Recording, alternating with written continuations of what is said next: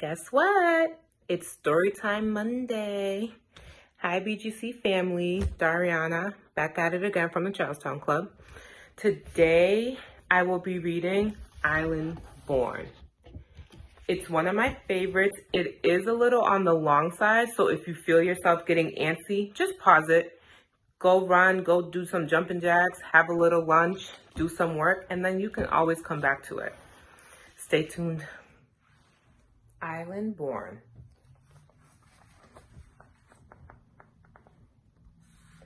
Every kid in Lola's school was from somewhere else.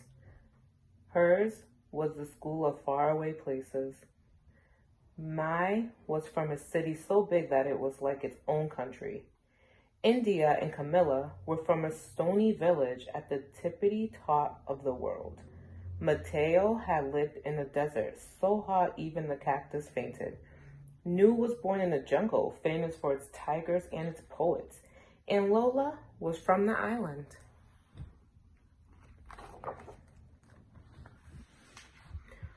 So when her teacher, Miss Obi, told the class, please draw a picture of the country you are originally from, your first country, and bring it in tomorrow, everyone got super excited. I'm going to put in pyramids, said Delilah. And I'll draw a canal this long, Franklin said. There's gonna be a mongoose in mine, Nelson yelled. Nelson always yells. Everyone was talking about their drawings, everyone but Lola. Lola, you see, loved to draw, but she had left the island when she was just a baby, so she didn't remember any of it. Lola raised her hand.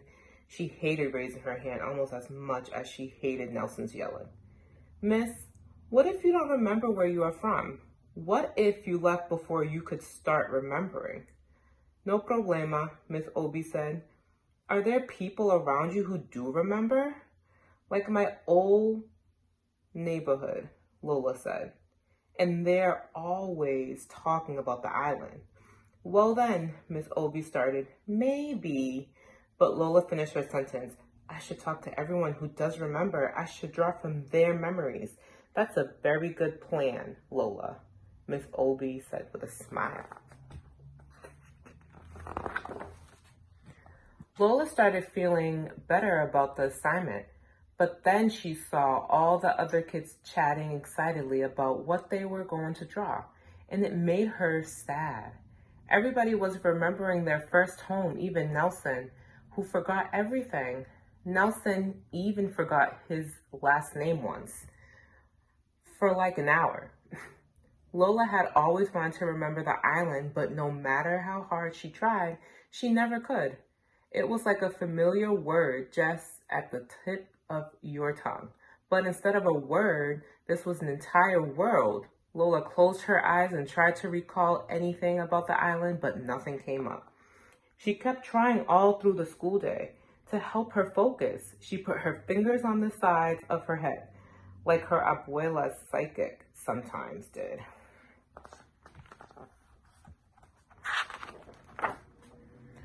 Are you okay?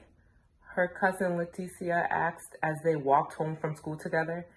I have to draw a picture of the island, Lola explained, but I was just a baby when we left. Prima, you have to help me. I don't remember a lot either, except for the bats. They were as big as blankets, and they used to chase after me at night. Blanket bats. Lola pulled out her notebook and began to sketch.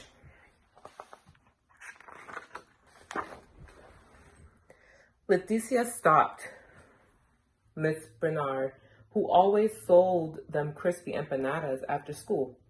Miss Bernard, what do you remember most about the island? Why, the music, of course. The whole country is like the inside of a guiria, like the inside of a drum. You mean like our neighborhood, Lola said? The neighborhood has so much music, it was like a radio with the dial broken off. On the island, there's even more music. There's more music than air, and everyone is always dancing, even in their sleep. People dance. Sleep dancing, Lola sketched. Leticia led Lola into the barber shop that her brother, Jonathan, owned. Lola has to do an assignment about the island. She needs to know what you remember most about it. Huepa, said Jonathan, laughing. The agua de coco. How wonderful it tastes when you drink it right away from the coconut. Mr. Rodriguez sat up in the chair. And the mangoes that are the size of your head and so sweet. They make you want to cry, Lola said. She loved mangoes. That is exactly.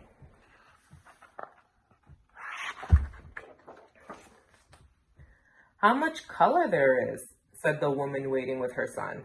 Colorful cars, colorful houses, flowers everywhere. Even the people are like a rainbow. Every shade ever made. Like us in here, Lola said. Even more color, the woman said. Agua, mango heads, rainbow people. Lola was trying to keep up. The island sounds so beautiful. Why did we ever leave? Well, it isn't all beautiful, the woman's son said. The heat is on you like 5 bullies. The oldest barber muttered, and other things. Like what, Lola wanted to ask, but the oldest barber had already turned away. In the lobby of their building, the cousins ran into Mr. Mir, the superintendent. Leticia called out, "Hey, Mr. Mir, can you tell us what you most remember about the island?" "Nobody cares about that old stuff," Mr. Mir grumbled. "Just be glad that you live here." "Don't listen to him," Leticia said. "Keep going and call me later if you need any help, okay?" "I will," Lola said. When Lola got into the elevator, she put her fingers on her temples and closed her eyes. Island, she called it, like it was a cat. But like a cat, the island did not come. At home, Lola found her abuela at the kitchen table, trying to finish a puzzle. Abuela loved puzzles. "Abuela, I'm supposed to draw a picture of the island for school, but I don't remember. Why don't I remember?" "Hija, you were just a baby when you left, but the other kids remember. Just because you don't remember a place doesn't mean it's not in you." "Will you tell me what you remember most?" Lola asked.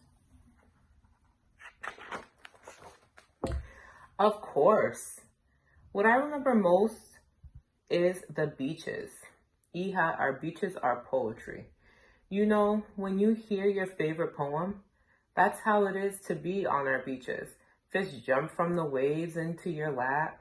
In the sunset sometimes, the dolphins will come out of the water to bow goodnight. And up north, where I'm from, there are even whales in the surf. Beach poetry, dolphins, surfing whales. Lola sketched as fast as she could. Lola's mother stuck her head in from the kitchen. "Hija, what I remember most is the hurricane that hit the island right after you were born. Like the biggest, baddest wolf of all. It huffed and puffed and blew thousands of houses into the sky." "Where were we?" Lola asked, her eyes wide. "We were hiding under the bed," is where we were, Abuela said. "That's right," her mother said. "And you know what? You never cried once. You were such a brave little girl. I wish I could remember that," Lola sighed. "Well, it happened," her mother said. "You might not remember the island, but it remembers you."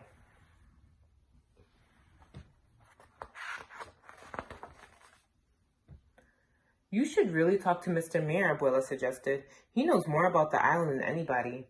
"We tried asking him," Lola said, "but he didn't want to help. Mr. Mir could be a little grumpy sometimes." "Let me talk to Mr. Mir. I bet you we can get him to help." Abuela called downstairs and shouted at Mr. Mir, who then shouted at Mr. Mir. The old people were always shouting at each other. That's how they talked. Maybe Nelson was an old person in training. "Go on down," Abuela said. Mr. Mir said he would try to help. Lola was a little nervous, but that didn't stop her from knocking on the super's door. Miss Mir let her in. "Look how big you've gotten." "Lola, Mr. Mir is in his workshop. Go right on in."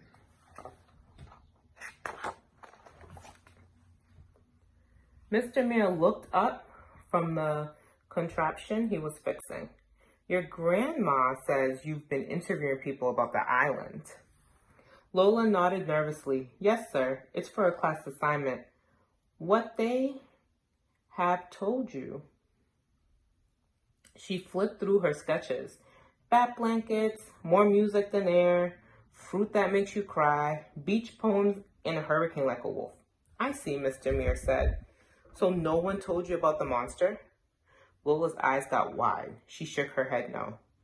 Even those who know don't always want to talk about him. Mr. Muir turned toward the old worn map he had of the island. Our island has always been a beautiful place. It was when I was your age, and it is today. But even the most beautiful places can attract a monster. A long time ago, long before you were born, that's exactly what happened. A monster fell upon our poor island. For once, Lola's pencil didn't move. It was the most dreadful monster anyone had ever seen. The whole island was terrified, and no one could defeat it. It was just too strong. For 30 years, the monster did as it pleased. It could destroy an entire town with a single word and make a whole family disappear simply by looking at it. Lola's curly hair was uncurling with fear. Did you see the monster, Mr. Muir? Yes, all the time. Were you scared? We were all very scared. Lola's heart was pounding. So what happened next, Mr. Muir? What should always happen to monsters? Heroes rose up, strong, smart young women just like you, Lola, and a few strong, smart young men too. They got tired of being afraid, and they fought the monster. What a titanic battle that was. The whole island shook from their struggle. The monster tried all of its evil tricks, but in the end, the heroes found the monster's weakness and banished it forever. Whoa, Lola whispered. What happened in the heroes? No one knows really. It was so long ago. Mr. Muir took off his glasses inside. Anyway, you should go back upstairs. It's getting close to dinner time. Thank you, Mr. Muir, Lola said. Thank you for all your help. How did it go? Lola's mother asked. It was really good. Lola looked at the blank page in her hands. Lola spent the rest of the night drawing the island. She started out with one page, but she needed more room. So she added another page and then another, and soon she had a book. She worked through dinner and she worked in bed, and she was finishing the last touches on the cover when her abuela came in to check on her.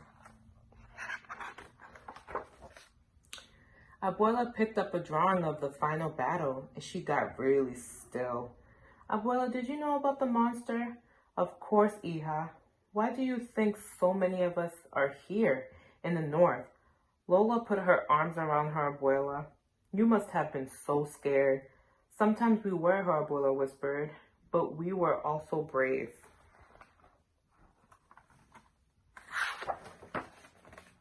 The next day it snowed. Lola put on her scarf and boots and stuffed her assignment under her coat. Bendición, Mami. Bendición, abuela. Bendición, hija, they both called. Good luck, Mr. Muir was pushing garbage cans against the curb. Thank you, Mr. Muir, slayer of the monsters. He laughed. Good luck, Lola, daughter of heroes. In class, all the students were buzzing about their pictures. Nelson's mother had baked cupcakes for everyone, so it was like a little party. Miss Obi hung the drawings on the wall. Now our classroom has windows, she said. Anytime you want to look at one another's first homes, all you have to do is look out the windows. Then Mr. Obi reached Lola's desk. So how did it go, Lola? Were you able to remember anything? I tried really hard, but nothing came, and that made me feel bad. But then I realized I don't have to feel bad because even if I'd never set foot on the island, it doesn't matter. The island is me. Nelson snorted. That is so corny. It is not. Nelson, be nice, Miss Obi said. She and the other students gathered around Lola's desk. Nelson made sure he got real close so he could see everything. Lola suddenly got nervous. Go ahead, Lola. Show us. Okay.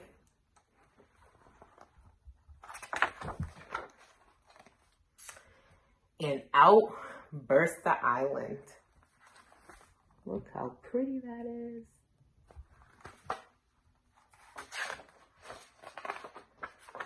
The end.